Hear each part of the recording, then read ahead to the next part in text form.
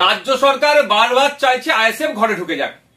সেই জন্য আজকে কলকাতা হাইকোর্টে রাজ্য সরকারের পক্ষ থেকে অ্যাডভোকেট জেনারেল বারবার বলছিলেন যে ফাউন্ডেশন ডে তথা অধিকার দিবসটা যেন ইনডোরে হোক, যে কোনো ইনডোর চাইলে সেখানে দিয়ে দেবে। আরে ভাই, আমরা মানুষের অধিকার নিয়ে অধিকার সমাবেশ করছি। কিসের অধিকার? যেভাবে কেন্দ্র সরকার কালা বিল অ্যামেন্ডমেন্ট আছে, ওয়াকফ সম্পত্তি দখল করে নেওয়ার চেষ্টা করছে, কেন্দ্র সরকারের এই অ্যামেন্ডমেন্টের বিরুদ্ধে আমরা অধিকার সমাবেশ করছি। আদিবাসীদের জল জমি জঙ্গলের স্বাভাবিক অধিকার কেড়ে নেওয়ার চেষ্টা করছে কেন্দ্র সরকার, তার বিরুদ্ধে বলছি আমরা।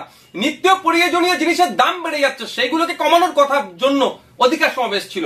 জাতভিত্তিক জনগণনার জন্য অধিকার সমাবেশ ছিল। যেভাবে বিভিন্ন রাজ্যে মুসলমান হওয়ার জন্য, দলিত হওয়ার জন্য, আদিবাসী হওয়ার জন্য পিটিয়ে মেরে দিচ্ছে, তার বিরুদ্ধে, মহিলাদের উপরে যে অত্যাচার চলছে তার বিরুদ্ধে আমরা এখানে সেগুলো বন্ধের জন্য অধিকার সমাবেশ ডেকেছিলাম। আমাদের বাড়ির মেয়ে তিলোত্তমার সাথে যেভাবে অন্যায় হলো, তার প্রকৃত যারা এর সাথে যুক্ত প্রত্যেকের সর্বোচ্চ শাস্তির জন্য আমরা অধিকার সমাবেশ ডেকেছি।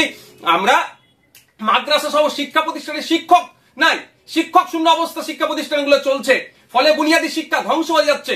শিক্ষক নিয়োগের জন্য অধিকার সমাবেশ ডেকেছি। এতে রাজ্য সরকারের কষ্ট হচ্ছে, ব্যথা উঠছে, সেই জন্য বারবার চেষ্টা করছে আমাদেরকে ঘরের মধ্যে ঢুকিয়ে দেওয়ার জন্য। আজকে কলকাতা হাইকোর্টে আমাদের পক্ষ থেকে যিনি আইনজীবী ছিলেন শামীম ফিরদৌস সাহেব সম্মানীয় বিচারপতিকে এই বিষয়গুলো তুলে ধরেছেন, এবং বিচারপতির আমাদের পক্ষেই আমি মনে করছি রায় এসেছে। রাজ্য সরকারের মুখ পুড়েছে, এদিকে দিয়ে আমাদের সমাবেশকে আটকাতে পারলো না।